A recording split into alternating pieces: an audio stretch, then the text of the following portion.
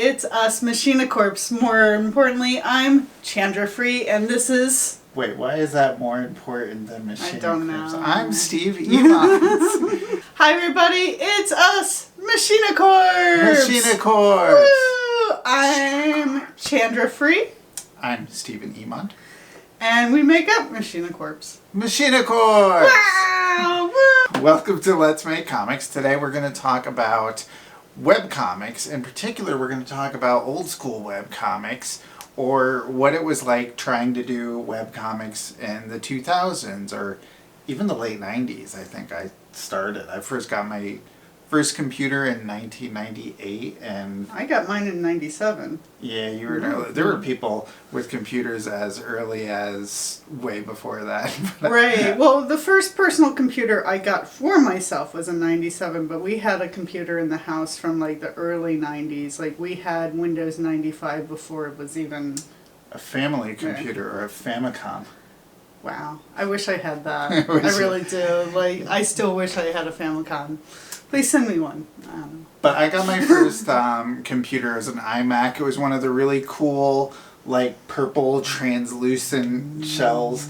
This is like 98 or 99 when, for whatever reason, everybody was making these, like, you can see through it, plastic, and it's in different colors. And I don't know if it's nostalgia or what, but it's like my favorite aesthetic. It looks so cool. It's a lot of people's favorite aesthetic. It's Bring it's it back. Cute. It's alluring. It's ooh, look what's inside. But one of the first things I wanted to do was make a website. And I kind of wish I could go back and try it again, because the internet was not the vast sea of all of humanity that it is now. It was just kind of, it was smaller.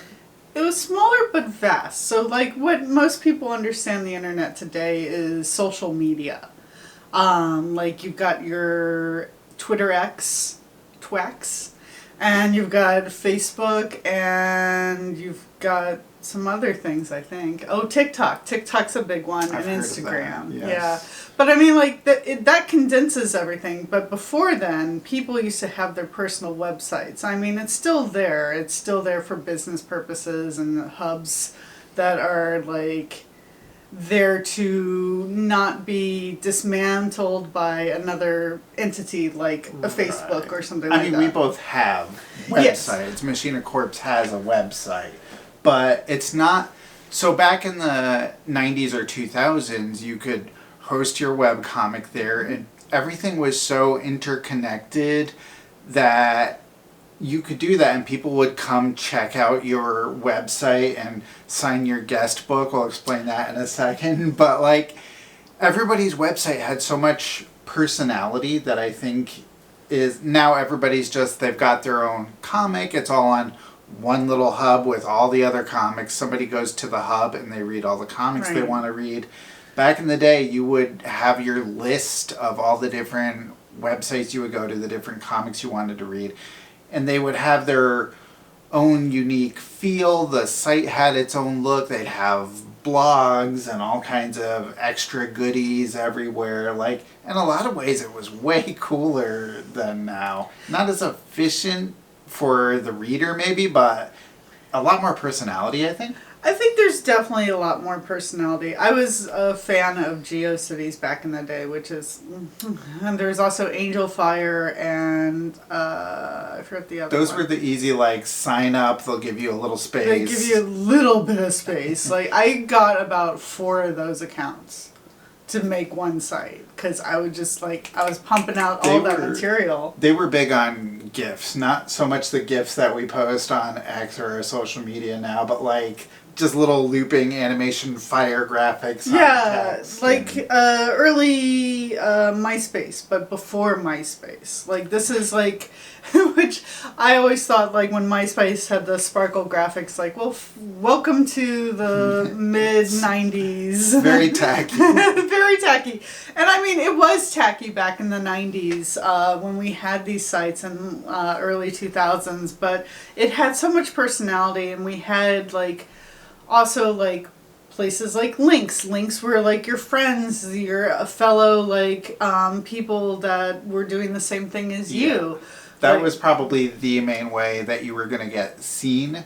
Because now that I look back at it, the fact that you would just post your content on this random site that nobody would know about in any way, the link sharing was a thing. Like you'd have a whole column on the side of your page that would just be links. And if you got the right person that enjoyed your comic or you became friends with and they'd have your link there, people would see it. And we had little website counters so you could see exactly how many people have been there. Like, oh my god, I'm up to 167 views today. And then there is like you mentioned, the guest book. People could sign the guest book, say like, I don't know what they said, but I guess it'd like cool site or something. I don't know. Yeah. But they would put their name and their address of where they were from. So like joesmo.com or something like that. I even got like the evolution of that would be having your own forum. Right. So I got to a point where like my website would have a guest book and it would have the forum. Me and too. People would start discussions there, talk about today's comic or talk about whatever. So like forums were also called bulletin board systems, Yes. which BBS, which if you look at sites like Reddit nowadays, that's the equivalent. But you got to man these things and have people talk about things. Like you'd have different topics and also things devoted to your comic. I mean, I feel like we're doing the history of web. But I mean, this helps you understand the landscape of when we were doing comics online. For me, I was actually doing early God Machine stuff. I called it the comic because it was really original. The comic. The comic. Comic. The comic. And you could go to each part. I called it actually Press Start was the whole like, It's a chapter. It's a chapter in the first volume of God Machine because it has a relevant kind of connotation that I was doing. And I'd post it very clumsily on my GeoCity site. So this is probably about 2000, 2001 that I was doing this. And I was also making my comic while I was in college, not paying attention to the lectures that my professors were giving because I had already learned that stuff. It was boring. Really quickly, before you get into the comic, did you ever do like actual HTML? So I feel like I did somewhere, but not on the GeoCity sites, because GeoCity was a little bit of plug and play. Yeah, I was kind of advanced in that way. Because I actually went in and I would code like the actual tables in HTML, and I'd plot it all out on paper. That's really cool. It's kind of I'm surprised I was able to do that. I mean, like, I could code now, like, oof, maybe that coin. Make that coin. But I mean, like, I use HTML for things like LiveJournal and other like little facets. Like from just here to bold a word. You're right, like parentheses B. Yeah, or BR for break, and you know, like these are the little things that are still stuck in my head, and like. Sometimes you could go into GeoCities and fix a couple of things too, but then I'd also have a website afterwards and I would do HTML, simple HTML, followed with Dreamweaver and things like that. Oh my god. My brain. Places to find webcomics. So we had our own individual sites, and one of the big things in the early 2000s that I desperately wanted to be part of was KeenSpot. Because that was like a collective of webcomics. It was kind of the precursor to like Webtoon or whatever. We were talking about these hubs where there's a whole bunch of stuff. So if you were on KeenSpot, you were just going to get a certain sized audience because people would go there and they just read through all the different comics that were on there. Yeah, and there was also things like web hubs. I don't know if like the Anime Turnpike and other things like this. Like I was actually part of Modern Tales, I think it was called. I did Steve Areno, which was like my attempt to do like a syndicated comic strip, and that's really what I wanted to do in the like mid to late 90s. I was really into like Calvin and Hobbes and Peanuts and all those kind of newspaper comic strips, and so I'd been doing those just on paper, sending them out to syndicates, sending them out to friends, and then I got a computer and I wanted to put them online. So it was always about how can I get an audience for this. So I was briefly on Modern Tales. I don't recall getting especially a lot more traffic than I had gotten just having a regular website. I never got a lot of attention on there. I was always definitely more physical art and still submitting stuff to comic companies and stuff like that. But now that I like look back, it's like, man, probably if I stuck with it, the size of the audience, and it was a very like, yeah, level, yeah. Right. If I could go back and try that again. Oh man, there's so many little things like that, like from Keen Spot to, what was the one you were a part of? Modern Tales. I'm pretty sure that's what it was called. I think it was Modern Tales. And I'm trying to think like other things, like if you were part of these hubs, which there would be like on to the next, or go back, or randomize. Go to first. It was always first, back a strip. Today's. No, yes, that's a way of doing things, but I'm talking about the hubs. Mm-hmm. Like where it would send you to another like comic or another creator or something like that. It would be randomized next or back. Right. Okay. So it's very similar to the comic structure, but it was another way to find people. And then there was the hub with all the links to all these different things. Like there was some semblance of structure, but also the spontaneity that would occur. And we kind of met during this time, like through all these different sites, through LiveJournal, through DeviantArt. I don't think I didn't ever really, I posted art on DeviantArt, and I posted way too much personal information on LiveJournal. Guilty. LiveJournal, ridiculous website, you. Yeah. But you actually posted like your comic on DeviantArt. Right? I did. So that was another approach that I had for doing God Machine, that I actually did God Machine, like what you see today. Right. Not Press Start.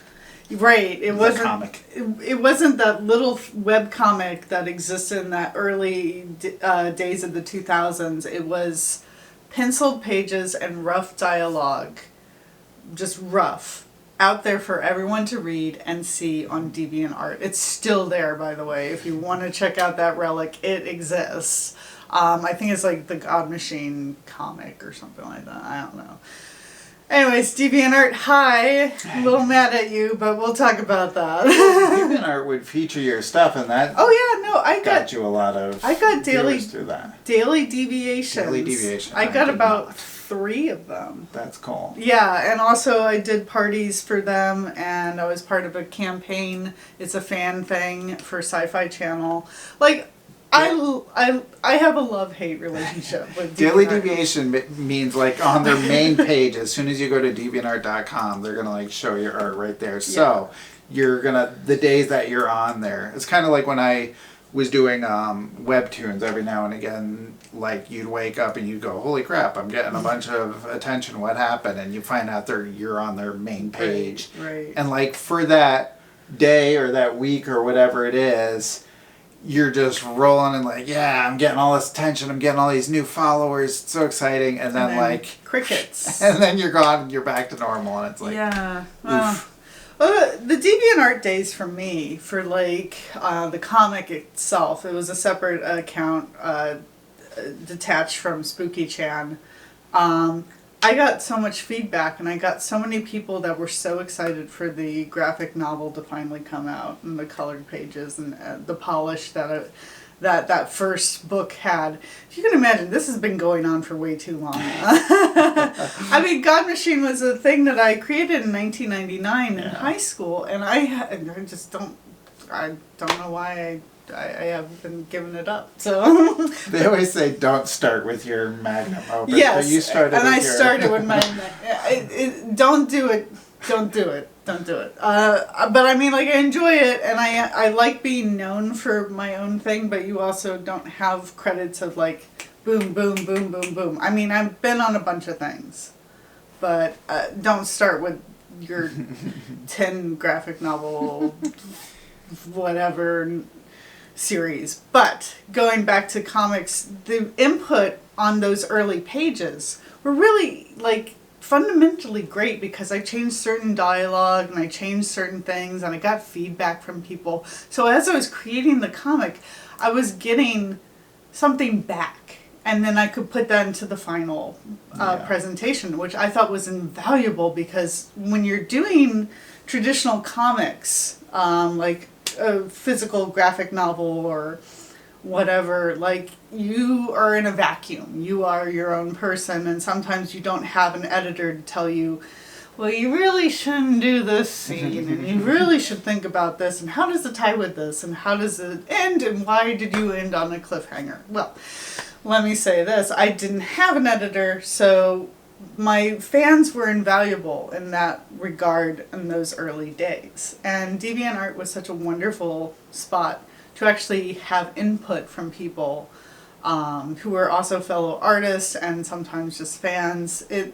It was a magical community. Yeah, that was the word that came to mind, was community. Yeah. There was I mean, there still is too. It's like everywhere you post, they do have a comments section, so there is still that. But like with the message boards and all that kind of stuff, when I was doing Emo Boy, like, there's a lot of people that I met through those websites, through LiveJournal, whatever, that to this day I still know, yourself being one of them. Like, I got married twice, but like, it was very cool. And I definitely have a lot of like nostalgia for that period. Even when I did, in 2020, I was doing Have Heart, which is like my horror webcomic, and I very specifically wanted to host it on Machina Corpse, and I wanted it to look like something that came out of the late 90s, early 2000s. So I had I still posted it on like Webtoon and whatever, but on our site, like, I did everything I could to make it look like an old 90s relic, which was really cool if anybody had seen it. It doesn't exist anymore. Doesn't, but I'll show some little pictures of the ideas of it. But there's part of me that still wishes that kind of thing could work, but it's all just changed so much that you kind of have to have some kind of network, some kind of hub to join. Right, because now everything's about social media and like hubs, specifically a place that can be on an app, somewhere that is a centralized location for like your phone, for computer, whatever. We're not talking about personal websites anymore. We're talking about like hubs. Like right now, if you go to machinacorpse.com, you are directly taken to our Global Comics. We do have an actual website, which is just kind of like sitting around like, what are you doing? Anyways, it's about direction. It's about like why did we do machinacorpse.com and point it to Global Comics? Because that's our focus right now, and we want you to go directly there, and it's an easy way to get there instead of saying Global Comics /a/Machinacorpse/comics or whatever. You can see my comics and your comics, everything we're doing is right there, and that's where we want eyes to be. Right, but the thing is, like, if we, like, the cool thing about Steve's Have Heart web comic and the website is that it had its own feel, its own unique thing. I think you even had a counter. Did you have a counter? I'm trying to remember how we did that. Did you have a guest book? I wanted to. I think somehow we might have made that work. Boy. It's been 4 years. A haunted guest book. A haunted guest book. It should have had a counter that always like counts to 660. Let's bring it back. All right. But I mean, like, you get to play around. You get to have a lot of fun with that. But the problem is, how do you get traffic? How do you actually bring in people to see your comic? And that was something that we were like up against the wall with. Yeah. And so stuff like Webtoon, Tapas, and where we're at, Global Comics, are a great way to reach new audiences that didn't exist before, but there was a different structure back in the 2000s, whereas today is very social media oriented, and engagement oriented. So like in Global Comics, you can click at the bottom of the comic release. Did you like it? Did you love it? Did you think this was what the... All right. Like there's a couple of Is it things. LOL? Right, and I think that helps its engagement. And of course there's comments, there's a forum, there's all sorts of things that I don't think people understand yet about the Global Comics, or at least for our viewers at this moment until now, if you're joining us for that. There's all these different ways of gaining engagement, but thumbs up, all that. Like even on these YouTube videos, like if you don't comment and you don't like and you don't subscribe, no one sees it. Our numbers go down and it gets hidden. And that's one thing that we did not have to worry about at all in the 2000s is algorithms, which is like, it's like a dirty word now, because so much of what people do, like you ever look at YouTube thumbnails, probably not ours, but there's so many generic, like there's like the...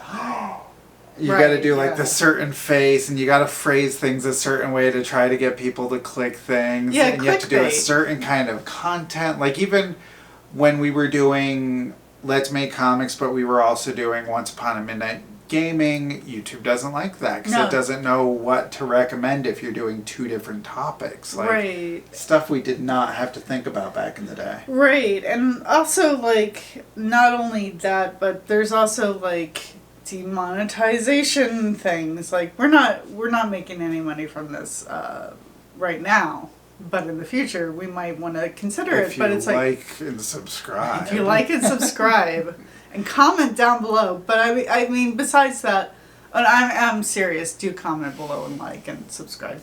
But like we can say certain things and cannot say other things. Like there's a bunch of different things. Like I follow a few drag race accounts where they have to blur out where, you know, breasticles exist. Like they'll have like a big money sign over like just cleavage. Just cleavage. Like things that people with breasts have. Cleavage. I mean, even men have cleavage. I don't understand. But anyway. Thanks for joining us, folks. Webcomics! And now it gets buried and no one sees this video because it's talking about cleavage. Yes. Men cleavage.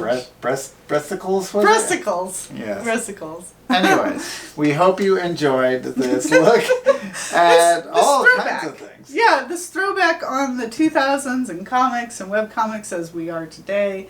I hope you enjoyed this. What were your favorite moments in the 2000s? Were you even born yet? Let us know what your favorite comics are. Have you ever heard of Sluggy Freelance? Because that was one of those, like, top of the top comics, and I'm not quite... No offense to Sluggy Freelance. I don't know why. It was a small world back then, but man, that thing was everywhere. But yeah, webcomics. Enjoy, won't you? At machinacorpse.com.